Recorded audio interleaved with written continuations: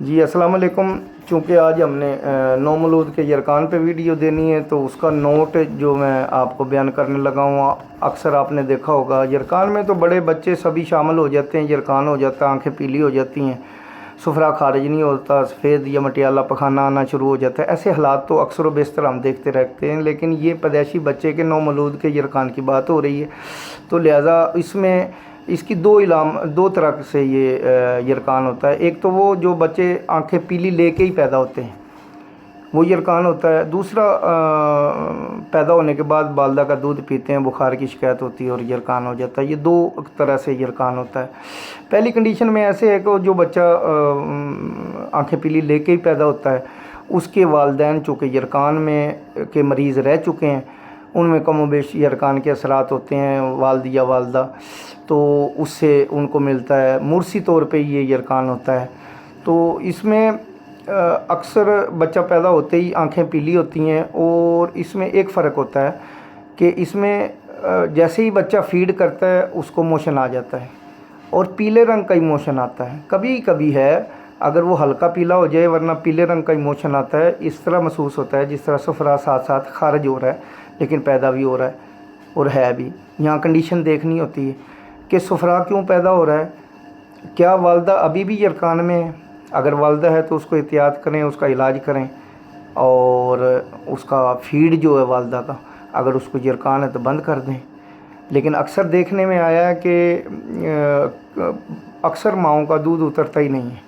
اس مرض میں جو مائیں ہوتی ہیں یرکان میں، ان کا دودھ ہی نہیں اترتا، یا اتنا کو اترتا ہے جس سے بچے کی بھوک پوری نہیں ہوتی اور آؤٹ فیڈ لینا پڑتا ہے۔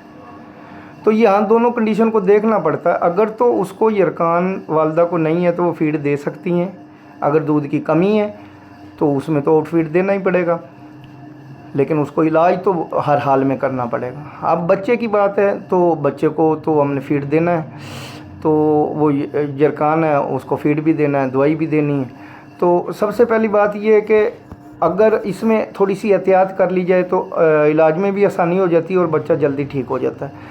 یہ دیکھ لیں کہ اگر ماں کو یرکان ہے تو اس کا آپ فیڈ بند کر دیں، اور ایون کہ بچے کو جب ماں سلائے تو بیچ میں کوئی گدی یا کوئی کپڑا رکھ لے تاکہ اس کا جسم بچے کو ٹچ نہ ہو۔ اپنی سانسوں سے بچوں کو تھوڑا سا دور رکھے بچے کو، اور اس کی احتیاط لازمی ہے، پھر اس کا علاج ہوگا۔ کھانے پینے میں ماں جو ہے کدو ٹنڈے توریاں وغیرہ یوز کرے، لسی دہی وغیرہ یوز کرے، اور ٹھنڈی چیزیں جیسے ہم یرکان میں یوز کرتے ہیں ایسی چیزیں استعمال کریں۔ اگر فیڈ نہیں ہے تو پھر اپنی باڈی سے تھوڑا سا پرہیز کریں۔ اگر فیڈ کراتی ہے تو ان چیزوں میں لازمی احتیاط ہے۔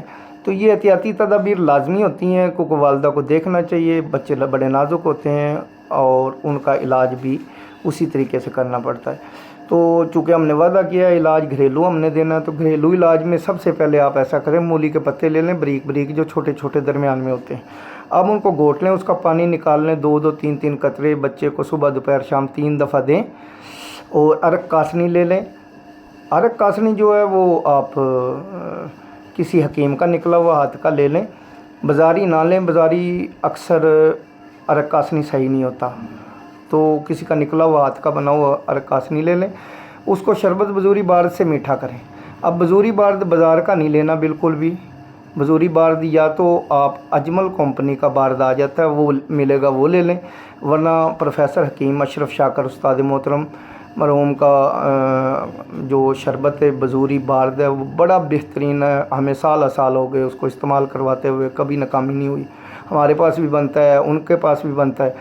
تو استاد محترم کا بزوری لے لیں، اس طرح کرے ارک کاسنی کو شربت بزوری سے میٹھا کر کے 3 ٹائم دیں، چوتھا حصہ چمچ کا بچے کو، اس سے اس کا یرکان ٹھیک ہو جائے گا، پوٹیوں کی شکایت بھی ٹھیک ہو جائے گی، دونوں علاج آپ کر سکتے ہیں۔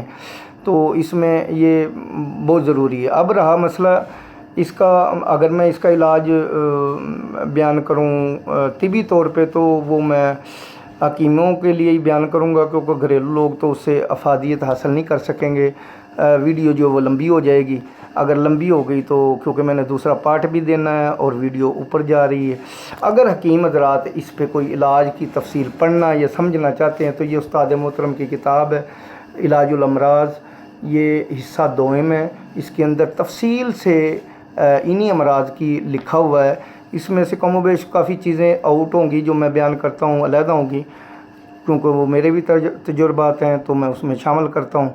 इसलिए जो दोस्त अगर चाहते हैं कि ये हम इस पे हकीम लोग चाहते हैं कि समझना चाहते हैं तो उस्ताद मोहतरम की किताब पढ़ें, खुश रहें, तंदुरुस्त रहें, सेहतमंद रहें, अच्छी अच्छी ग़िज़ाएँ खाएँ और इंशाअल्लाह मिलते हैं दूसरी वीडियो में।